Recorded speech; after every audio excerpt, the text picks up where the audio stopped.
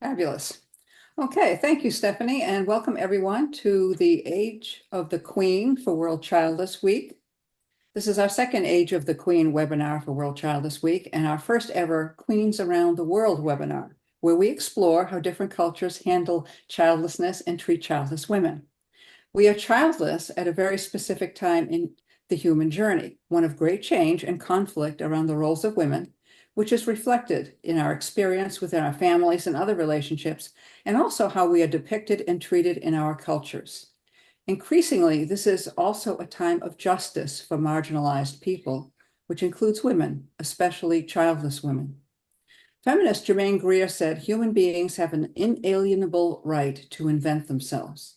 This is not what our cultures permit most of the time, yet as childless women, that is the opportunity before us and ultimately how we create justice for ourselves." In the United States, we have one childless woman who is a US lawmaker, Alexandria Ocasio-Cortez, who said, and I quote, "Justice is about making sure that being polite is not the same thing as being quiet. In fact, oftentimes the most righteous thing you can do is shake the table." So today we are going to shake the table about childlessness in different cultures around the world and how we are navigating its challenges. So joining me today are our wonderful queens, starting with the UK and our sponsor, Stephanie Phillips. She's the founder of numerous childless support groups and is renowned for creating the wonderful World Childless Week. Stephanie is the winner of the 2023 BBC Together Award, and I understand she's now a judge. We're pleased to see her looking well again. We would not be here without her support, for which I am deeply grateful. And from Spain, Sandra McNichol, one of this year's People's Champions. Congratulations. Sandra is the founder of Caledonian Coaching, an ICF coach holding a master's in psychology of coaching and a postgraduate in grief therapy. She provides individual grief therapy support, runs Healing Horseshoes, which are grief circles with ceremonies and workshops, and she helps women find new purpose and fulfillment in her Embracing Us community. And from Sweden, Anna London. Anna is a member of the Swedish Network for Permanently Childless Women. 8 years ago, after several failed IVF treatments and egg donations, she faced the tough decision to stop trying to become a parent. This decision also included daring to radically accept all of her thoughts, self-doubt, and related stormy emotions, and she describes this as her bravest and most adult decision. Today, Anna explores how to create more space for what makes her heart sing and what increases the sense of belonging for herself and also in the world. From Australia, Judy Graham is an Australian therapist and longtime advocate for childless women. She's a World Childless Week ambassador, a Gateway Women Reignite facilitator, and founder of Womenhood Counseling, where she provides support for women who are childless not by choice. And now for North America, in Canada, Catherine Emmanuel Delisle, a longtime member of the Childless Not by Choice world. She's been speaking out about childlessness from Quebec in Canada and also in France for over a decade through her blog, Femmes Sans Enfants. She's a therapist for relationship assistance and also a World Childless Week ambassador. And I'm also from North America in the US. I've been a part of the Gateway Childless Collective for a decade or so and hosted a group for sensitive women there. I'm an author, transformational coach, and teacher, founder of Sensitive Evolution and the Magic of Joy, and I'm also a World Childless Week ambassador. So please visit the World Childless Week website to learn more about all of our amazing panelists. And now, before we get started, Judy has some important words for us. I'll turn it over to you for a moment, Judy. Thanks, Maria. Sure. To start with, we'd like to recognise the diversity of cultures all around the world. And we'd also like to acknowledge First Nations people as traditional owners of the lands that they inhabit. And we'd like to pay respects to their elders, past, present, and emerging. Thank you very much. That is lovely. I greatly appreciate it. Okay, so now we're going to start shaking the table with our questions. The first one is, when you discovered you would be childless, how did people around you, your family and otherwise, in your culture respond, and how did it affect you? Who would like to go first? Anyone? happy to start Sure. and break the silence because actually for me, I think that's the biggest, most overwhelming response that I felt was silence. Oh, Yeah. So I when I became permanently childless at 42, the overwhelming response was silence, ignoring or minimizing my experience. And it's incredibly hurtful to be silenced and unheard. And and I think that's also part of my culture. Like the Australian culture kind of has this I guess a stoicism and an avoidance of emotional world. And so for me, when I went through childlessness, to be met with that silence was incredibly isolating and lonely. oh, I would imagine it was now family as well as in the culture. Yeah, actually, family too. I come from a fairly small kind of family and extended family, Uh-huh. and we're very close. But that stoicism, that kind of way of being emotionally neutral, pragmatic, and just get on with things. Wow. I really felt that. And it's actually something that I hear quite often, like from women that I speak to around childlessness. It's kind of this approach of like, just push on, just find a way to push the emotions aside and it'll all be okay. Mhm. And yeah, I think that that's something that really leads to shame. Sure. You know, And that did you feel, silence, I feel ashamed. sure. It's almost like you're being erased in a way. And so, go ahead. Yeah, I was going to say it's a word I use a lot, is actually feeling invisibilized. Yeah, You absolutely. know, And that, did you also feel one down? In other words, like you were a second-class citizen? yeah, for sure. I, I think, I think the biggest feeling was that sense of like silence creating that sense of shame Okay. that you don't belong, that your experience of childlessness wasn't even something worthy of talking about and addressing.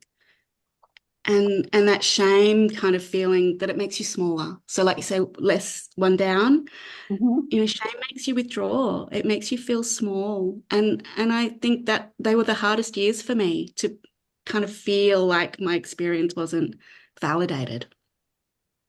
And how about in the media? How was the media? I think it's wonderful to see things changing, I Yeah. think, in the media. But over 10 years ago, when I was, becoming permanently childless, in Australia, there wasn't a lot in the media at all. At that point, I was Googling and just so grateful to find Jodie at Gateway Women, but that was the only kind of online voice. And that's changing because we're all talking, we're all breaking the silence. That's true. And like this last week for World Childless Week, in Australian media, we had 5 media outlets with different kind of stories and things that included childless women and men. So it's so heartening to think that by speaking up and by breaking the silence, Mhm. we can affect the culture. That's wonderful. That's really brilliant. And is the culture uh I mean, cultures are different. Some are more accepting than others. And in that silence, do you find that, or like in the United States, we have lots of disparagement around childlessness. It's quite aggressive. I don't know if you have that in Australia. I mean, the pronatalism is, it shows up in different ways. And I was just wondering how it was in Australia. We're not having the same kind of response that you're having right now in America, but certainly Australia's pro-natalist and prioritizes family and certainly, being in discussion with groups of women, motherhood is prioritized. And that's part of that silencing, I think, for me in my cultural ecosystem was being in groups where, it's all the stuff like as a mother, I feel this. And, that silencing of childlessness that makes us feel less than or othered. But I don't know if we're quite as aggressively pronatalist as maybe the States, or we'll see about We other are countries. leaders in aggressive pronatalism. I think something that's quite heartening, and we'll maybe get to this more too, is just the sense that how speaking up can change things. Oh, okay. And the shame for me in those early years when I felt very silenced made me feel very withdrawn and disconnected. It makes you disconnect from yourself as well as others. But finding a way to speak can create connection. Where when you're in that shame's kind of cycle, you feel like you can never be met with what you need, but finding a way towards that, and we can get met. And I think people will listen. Most people are good people and want to hear, but it's finding a way to be able to have our voice when we are a marginalized group, when you're outnumbered. That's Yeah. tricky.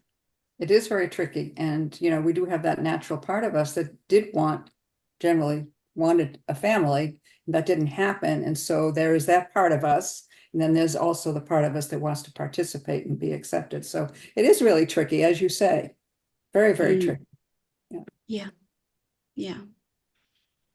Any other thoughts from any other cultures? I actually want to jump in, even though I said, "Oh, I'm tired. Don't come to me too much." But you know what? I very briefly looked at the questions earlier, and the first word I wrote down was silence. Oh, wow. I literally put silence. And then I actually thought about it, thought, was that partially sort of self-imposed? Because nobody knew we were trying to conceive. Nobody knew we wanted to have children. We'd been together for several years. And even when it came out, it was in a situation where I was asked directly by my mum. And I just burst into tears at the time. There's more to it. But she said, "Do you want me to tell the family, or do you want to do it?" And I said, "You," because I couldn't tell anybody. I couldn't express what I was feeling, even though it'd been a year since I found out that I wouldn't have children. So I held it in because, like you say, you just see family all around you and on the news and everywhere else. But again, the family were quite silent in response, because I think maybe the fact that my mum was telling them, they knew that I didn't know or didn't want or couldn't talk. I just couldn't do that yet. So they didn't really approach the subject for, I think, I don't know, possibly a couple of years until I started speaking out. And then it was easier for them to mention to me. But I remember being at a family gathering, and everybody had gone to the buffet or to the bar and was on the dance floor. And I was the only one sat down in this little cubicle. And my cousin ran over and went, "Oh, just hold him for a minute," and plonked a baby on my lap. And I was like, ugh, because I was so raw, and he was gone and I was just thinking, "Oh my God, what do I do with this baby? Do I want to hold this baby? What do you know what I mean?" And it was all these like emotions going on. And he came back within 30 seconds, just went, "I'm sorry, I didn't know, I've just found out." So his mum had obviously just told him that we couldn't have children, and then grabbed the baby. And I was thinking, did I prefer it feeling uncomfortable with the baby, or do I feel more uncomfortable now because he felt he had to take that child away from me? So it was real mixed emotions. But like you say, so there was silence from me, but there was also that silence from the family. And I think it's a similar thing, that we see childlessness being used as ammunition for politicians. And that's certainly something that's been rife in the UK over the years. Do you know what I mean? It comes up every few years with a different politician who's in sort of leadership. And I also think there's things like social media as well. In newspapers, bad news sells. So there's not, they want either the happy endings for those who struggled with infertility, or they don't want to know about us, or they make us into the villains. So again, the silence was there because you couldn't speak out, because you didn't see representation. So I think there's a similarity there between, Australia and the UK. Yeah, from everything I've read in the Gateway community, which is, of course, our Childless Collective, which is UK based, it does sound like there's a lot of women who feel kind of one down, that they go to work, and, the mothers kind of run the social aspect of work, which we never used to have way back in the day. I can assure you that was a no-no. You didn't do that. You were a professional. You went to work to work. You didn't talk about your family all the time, but it seems that that's changed. And so on top of the family stuff, it sounds as if there's a lot of childless women who really feel stressed when they go to work, because it's not exactly easy to have conversations, that would, maybe tap down some of the mother conversations so that childless women can be included. And although, I hear that it's changing somewhat, I think it's a very tough road in the workplace. And I keep hearing that in the childless collective. Yeah. But I think, like you say, silence is just such a, because you sort of look out, you can't see yourself reflected. So it just feels like a silence. And if you ask, I'm childless, it's almost like an echo coming back because you're the only one saying it. That's how it feels Yeah. in your heart. Even if there's people there, they might be too quiet as well, that they don't want to say anything. So yeah, there's nothing going on. It's hard. Yeah. Yeah, and it is, it is very isolating, and you almost feel like you're being shunned because you're not one of the real regular people, right? Yeah. Right, so Yeah. I felt like I was going to be a bit of the black sheep in a way because, building upon what Steph was saying about her own silence, I kind of felt to start with like culture was irrelevant to me because it was such an inner experience that I wasn't really able to share with the outside world. It's kind of what Steph was saying there as well, And reflecting on this a little bit, it was like, obviously, I'm here representing Spain, and I feel like I have to say a bit of a disclaimer because I have this Scottish accent and I have lived in Spain for 16 years. And obviously, I can represent Sandra's journey in Spain, but I can't, You can talk about two cultures, it's okay. Exactly. So there. But yeah, basically, I felt like culture was irrelevant. And I felt like that was a contradiction because probably what I was feeling was this overwhelming, kind of worthlessness. And that's why I wasn't speaking about it.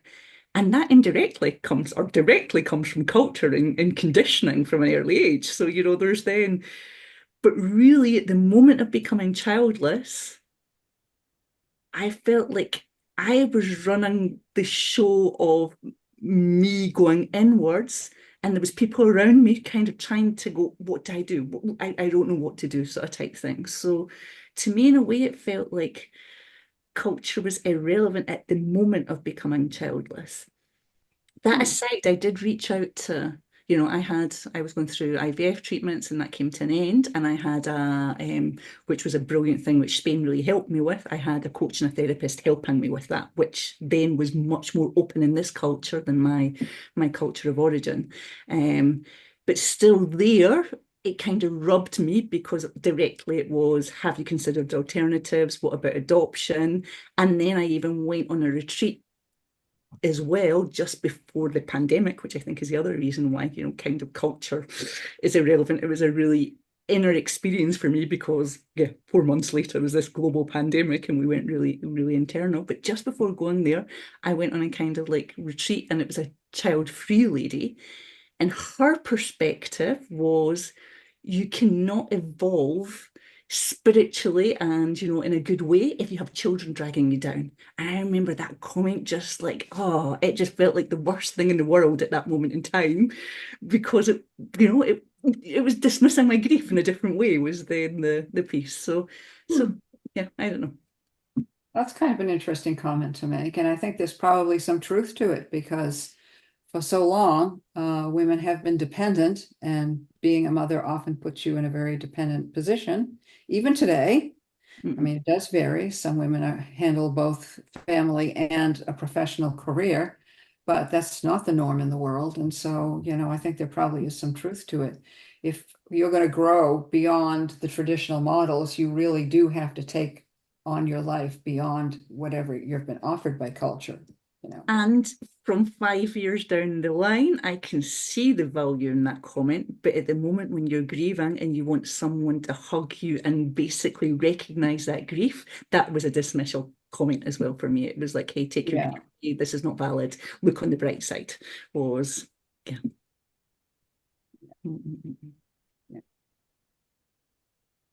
And how is now you say you've had two cultures, and so how has Spain been versus Scotland in terms of how they treat childlessness in the two countries? So I have some statistics about Spain in some way, because I guess the perspective is that Spain is a very traditional family-based culture. However, Spain has, let me look at my numbers to make sure I've got them right, but Spain has had the lowest birth records since the records began, so since 1941. There's only 1.119 live births per woman at this moment in time, which is one of the lowest in Europe. And no surprise, then the number of people over 40 having children has increased by almost 20% and is now at 10.7%. Why is all of this? Why? Because there was this huge crisis financially in 2008, which Spain still hasn't recovered from. So that means that then, there's adverse labour conditions. People financially can't afford to have children. The soaring house prices. It's not uncommon in Spain for children still to live with their parents into their 30s, which sounds insane, sort of type thing. But yeah. Basically, there's a desire to have it all, the career, the travel, and do these things before children. And of course, later on, then we all know, or I know from personal experience, that the end, once you're trying to have a child and you're reaching that 40 mark, the odds are against us. So in a way, there's this traditional culture, yet things are changing underneath it all as well. So it's, again, lots of mixes and lots of contradictions in everything that I'm saying in some ways. That's cool. Yeah, it was traditional for people to graduate from school and then, generally seek a spouse and get married and have children then. And obviously that timeline is no longer applying. Yeah. And I think in a lot of places. So it's not just that women are going out to work and they're deciding they don't want to. It's just that the financial conditions are creating it. Exactly. Right. That's another factor here in Spain. Okay. All right. And I would like to build on that, but from I guess Nordic perspective, but Swedish perspective, because we don't have that. We have such a great financial support in Sweden. You can have free education. You can have 1 year free off with your child, and the men have to take certain months of that year. So it's quite equal. And when you work, you're allowed until the child is 12, you're allowed to work part-time, which we are not if you don't have a child. So everything, you don't have to choose as a woman in Sweden if you're going to have 1 or 5 kids or have a professional career or study. You can have it all. And for me, I never thought of it before. It's hard to know about culture because you're swimming in it. So you don't really know what is culture. I know the current is harder at this direction or at that direction, like in the water, but if you're a fish, but it's still, you're still so used to the currencies. So but that's one reflection which makes it really hard, since when I'm not giving the opportunity to choose or to have it all, that makes it makes me feel less of a person, because I compare myself to the sisters where I live, of course. And then we have the other part, which is also maybe cultural. And I guess that's true in the Western world. I do think you relate to it, but we are science-based and we have engineering, and we think we can fix everything. And in Sweden, if you can't fix it by engineering, you can fix it by money from the state. I'm exaggerating a little bit, but you can be fixed somehow. And you cannot fix involuntarily childlessness. And it's so profound, this status of mind that you can fix everything. So even like doctors and nurses don't hardly believe that you cannot fix. And if you cannot fix it, you have to deal with it somehow other. But so And then again, when is it enough? When should you, like, how long should you go on with your treatments and so on? Depending on where you live in Sweden, you have a certain number of free tries as well as IVF. So we get a lot of support, but still we can't fix everything. We're only human. And it's hard. I think it's hard for at least the Swedish culture to acknowledge grief. Because grief is not about fixing. Grief is about holding space and trying to accept and find a way to relate. And when you live in a society where grief is, I mean, we're not with the less religious people in the world, I think. And I'm not religious, but I think church is the only place where they know how to deal with grief. Yeah. You don't have to fix it. It's part of life. And so I really acknowledge that. That's just a few reflections that I have. Yeah, and when we talked, you indicated that the culture, in spite of being so progressive, it was still quite pronatal.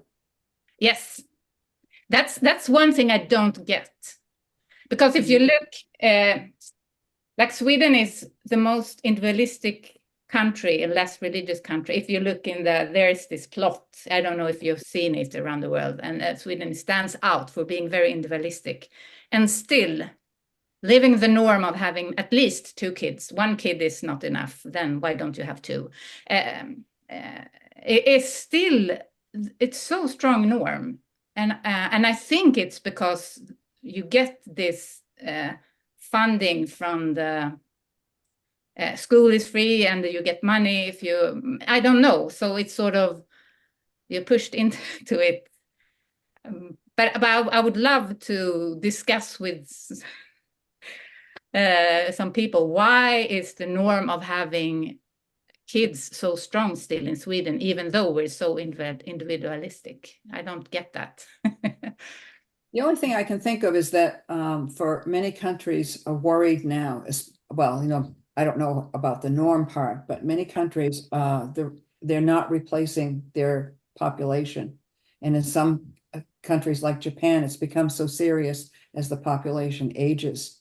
And so there is that pressure, but it sounds like it might be more than that. I mean, it might be that your country is so small in terms of population, they feel this pressure to maintain the population because that way they protect themselves and are able to maintain, military forces and whatever. There is that aspect of wanting to have more people and wanting women to produce children so that they can sustain the population. So, there is a certain self-protection for the culture that comes from having enough, and they don't get run over by other countries and whoever. Yeah, that doesn't resonate with me, but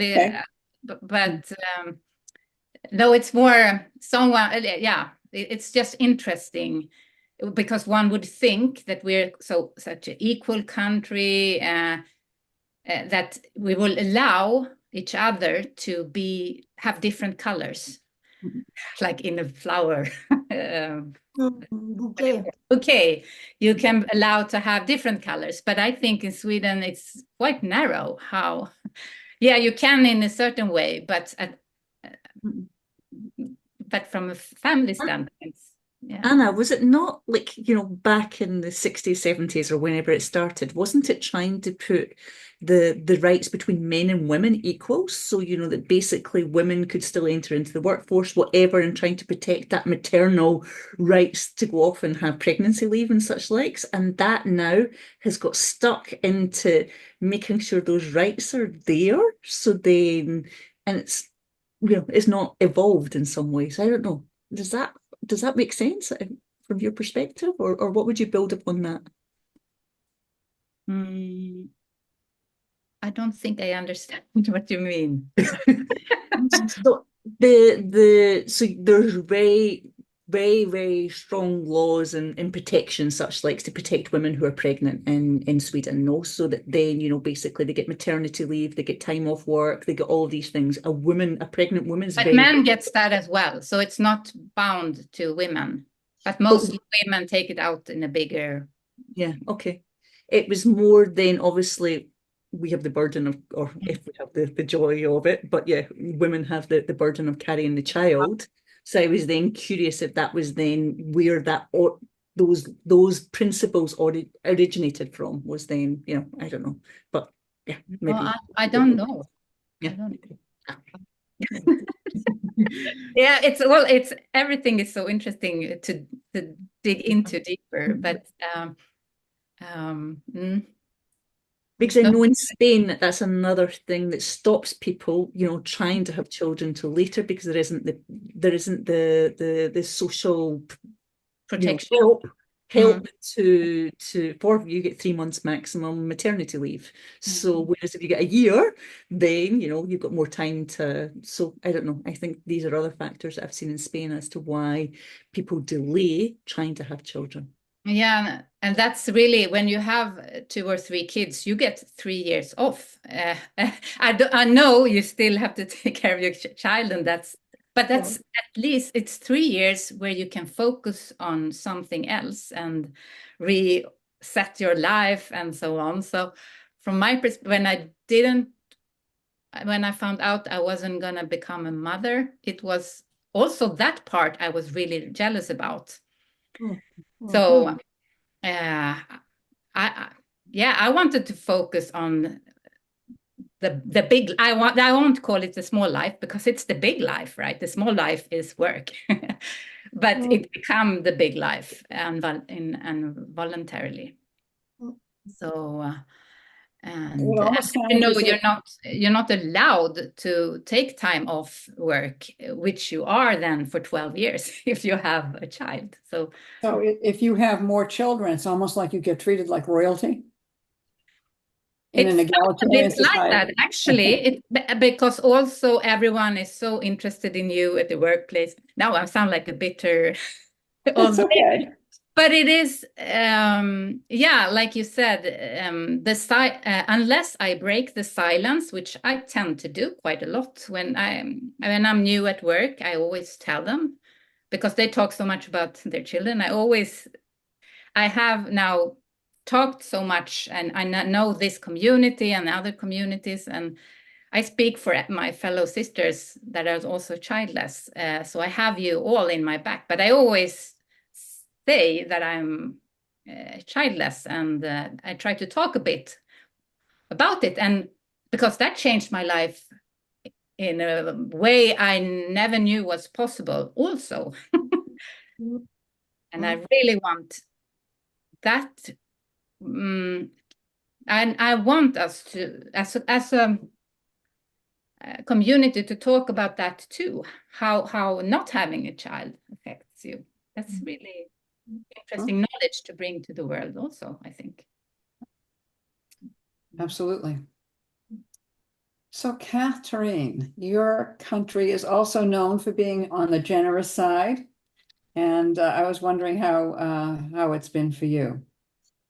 Actually, I would like to talk from the perspective of French Canadian women population, because in Quebec there's a saying in French that says "être né pour un petit pain," and I'm going to translate it. I found kind of a translation for it. So it's called "born for breadcrumbs." So there's kind of this mentality in Quebec that we should be very modest about our lives, about our accomplishments. And I felt very often like I should be modest and want everything that the other women and couples wanted. Actually, I wanted to be a mother, but it felt like there was not really a place for other plans.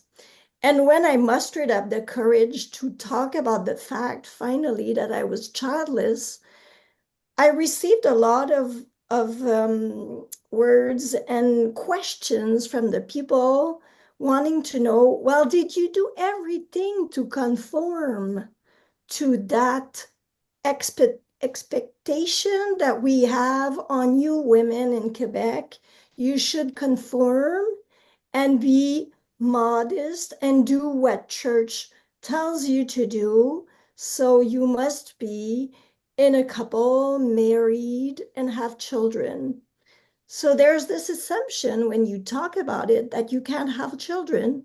It seems like people check on you and just want to know, did you really do everything you could to conform? And when you just explain, well, I was experiencing early menopause. I never met a partner. Like, yes, I did everything. And now can we just talk about how it feels for me?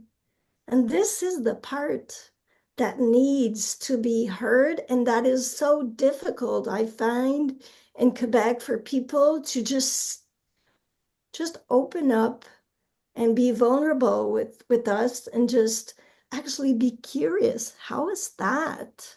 How is that to be a childless woman?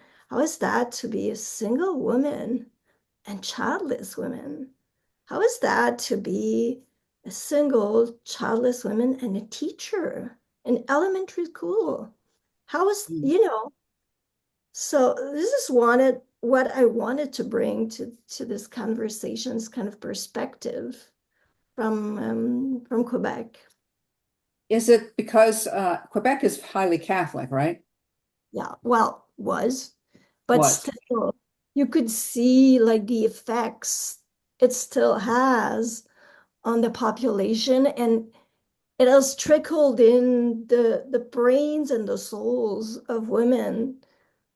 Like to be a woman is, you need a real woman. It feels like still you need to have children. And if you're not, well, let's talk about this later. Or we'll talk about this sometimes. It's so hard to get attention from media to talk about childlessness. Media seems to be more interested in talking about child-free women because there's a good ending to it. Oh, okay. Seems so hard to hear the stories of loss, the stories filled with grief, but also with light, and hope. But still, it's really, really hard to get people to sit down with us and listen. It seems too challenging.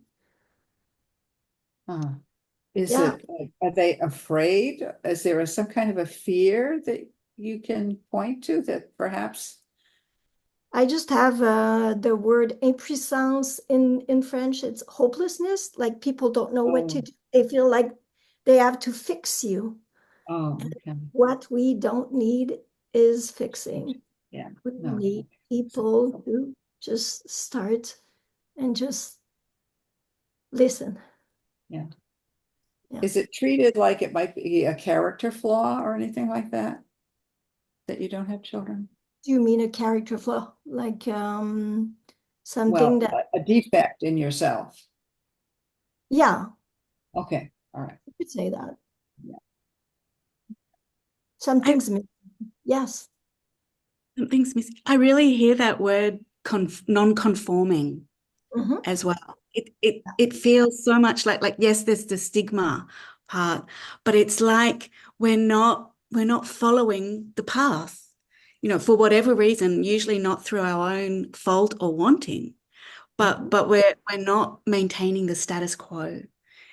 And that's how it feels so much for me. It's like we have conversation with a group of women and maybe they're talking about motherhood and we want to talk up and say, hey, I'm here too. And I'm a woman, I don't have children, and I really care about these issues as well.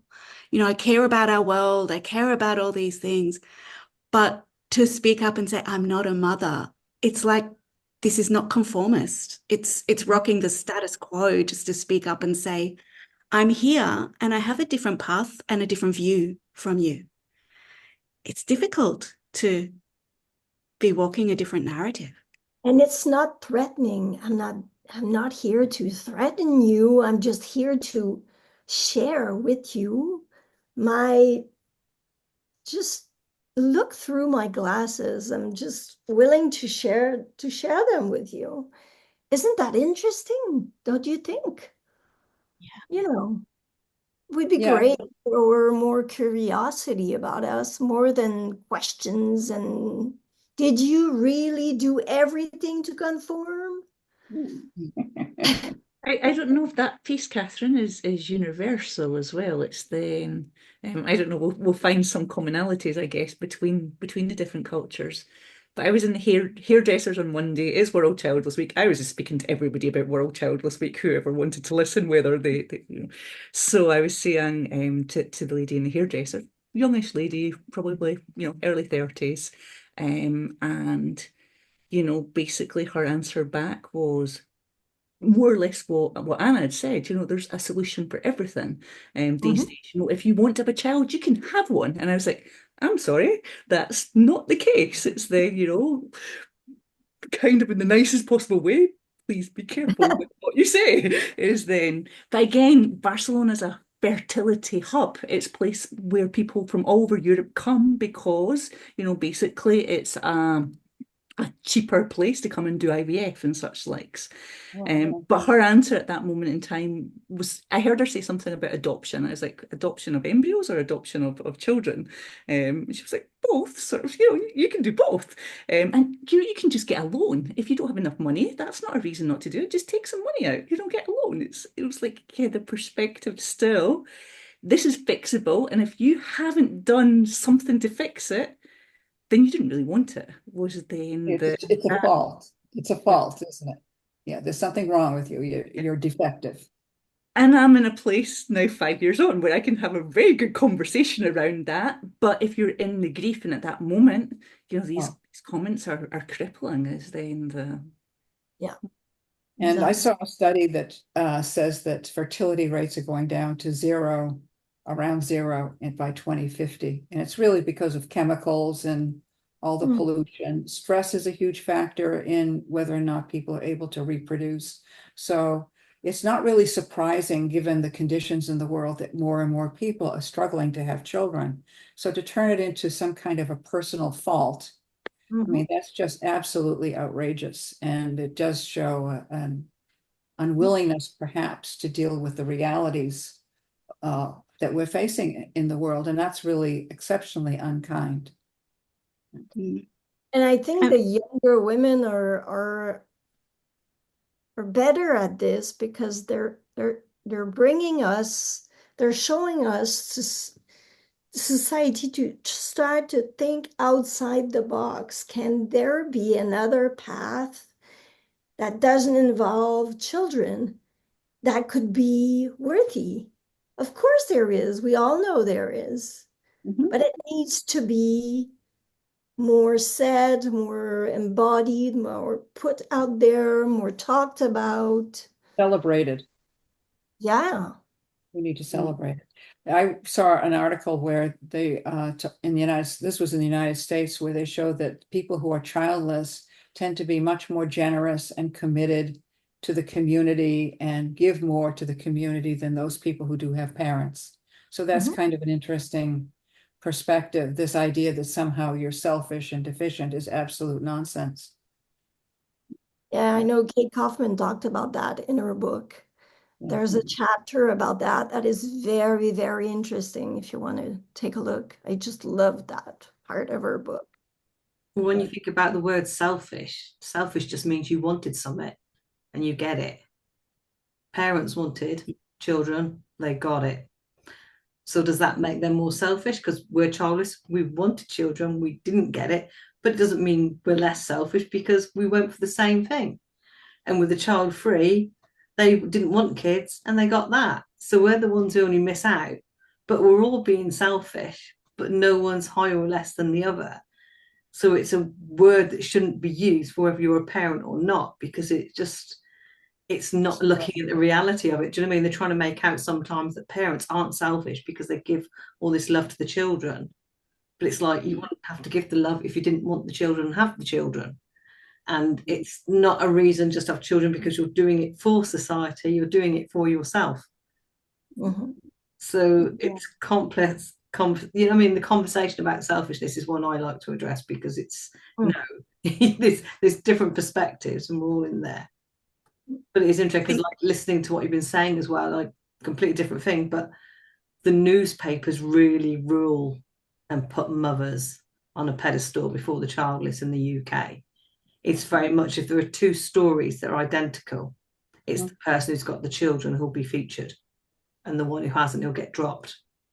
Even if the children are not relatable to the story, it's still the fact they can introduce it as so-and-so, age so-and-so, mother of children, and then they'll go into the storyline. So it's pushing the mum stories out there all the time. So it's another layer of being invisible because you aren't discussed about anywhere you go. Yeah. Right, I recently did a very small newspaper thing, as Steph knows about, basically World Childless.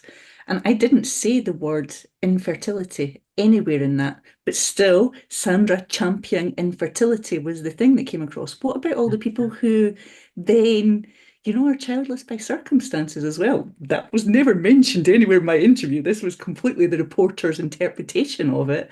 But there's many, many pastors becoming childless as well. So, Yeah, they do twist headlines in the UK as well. You can send in a story and they would twist the headline so it looks like you're a really sad, crying, depressed person. Do you know what I mean? They'll try and emphasize on these things. It's like, that's not what the article is about.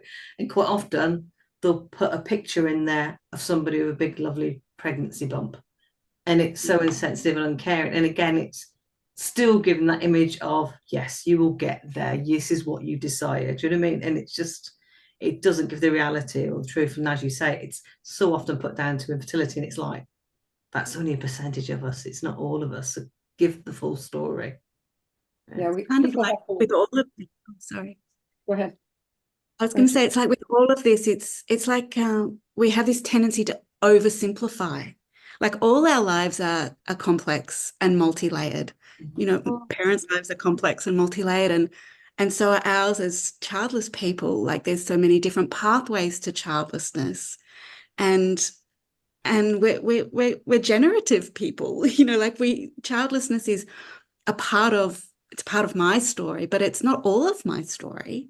Mm-hmm. And all of these conversations and the things in the media really love to simplify things and take complex human lives and complex human experiences into these sound bites.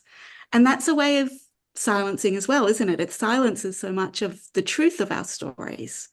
And, I've kind of been thinking about like how as childless women, as childless people, we do kind of recalibrate our relationship with our cultures and how we do step into ourselves. And I love that quote that you said about Germaine Greer at the beginning, Maria, how she talked about, we have this right to reinvent ourselves. Mm-hmm. And I really love that. It's like, actually, we need to claim ourselves. We need to claim our stories and the layers of our stories and fight for it. Actually, it sounds ridiculous to have to fight for our stories, but we kind of do. We have to find a way to claim our stories and share them with people.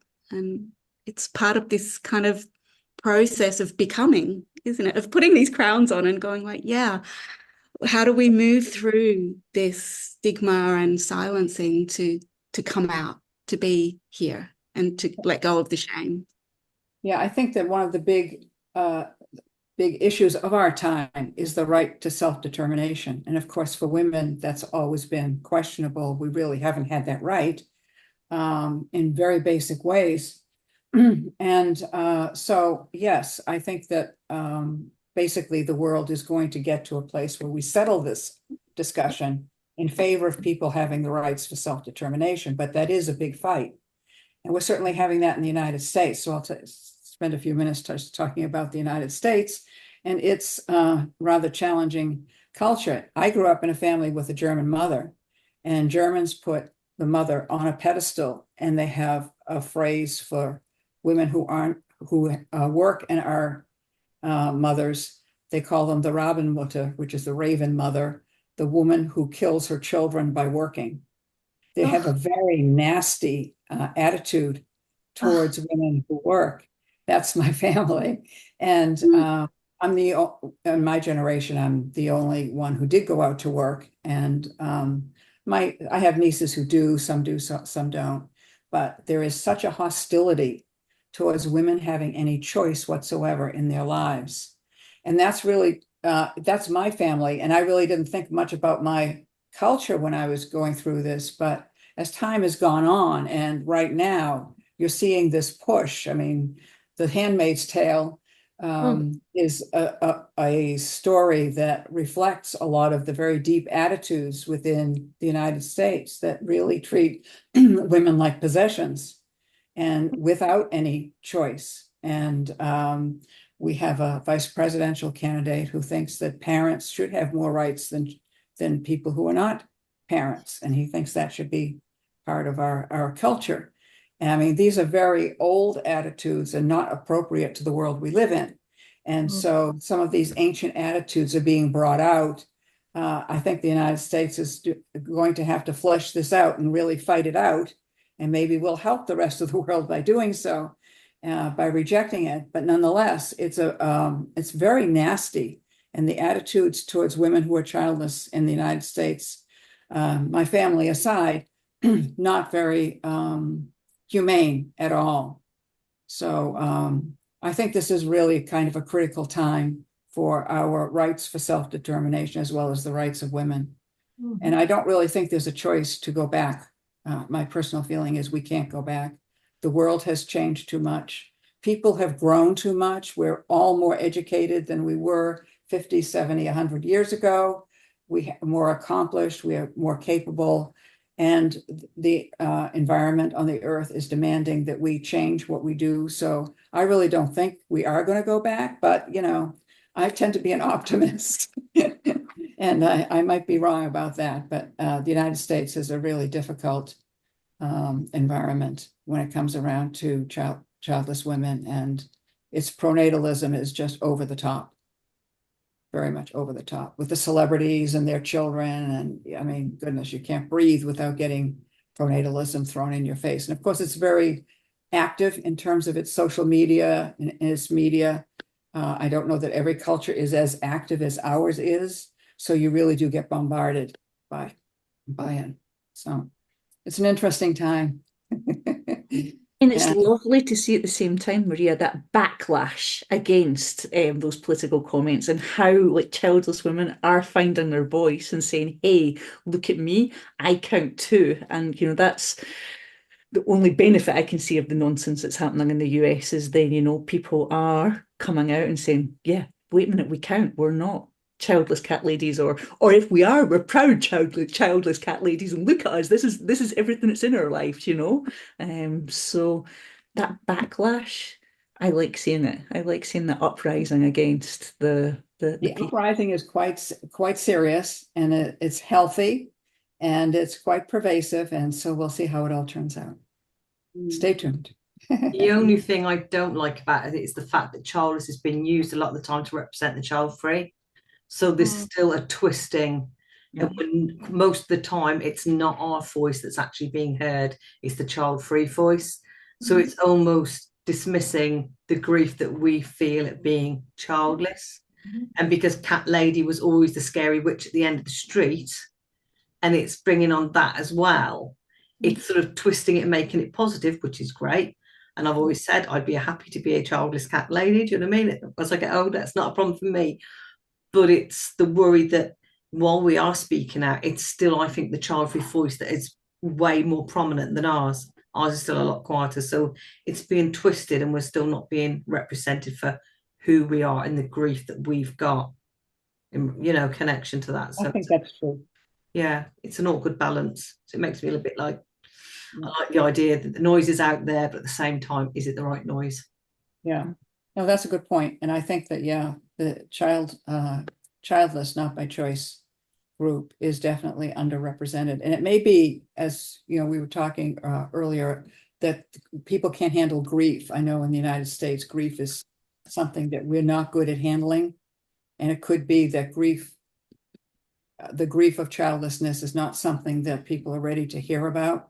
And maybe just having the focus on child-free first and accepting that some people won't have children, maybe will let us have more of a conversation about the grief.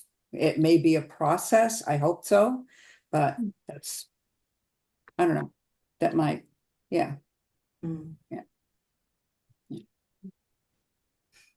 Well, we're just about out of time here.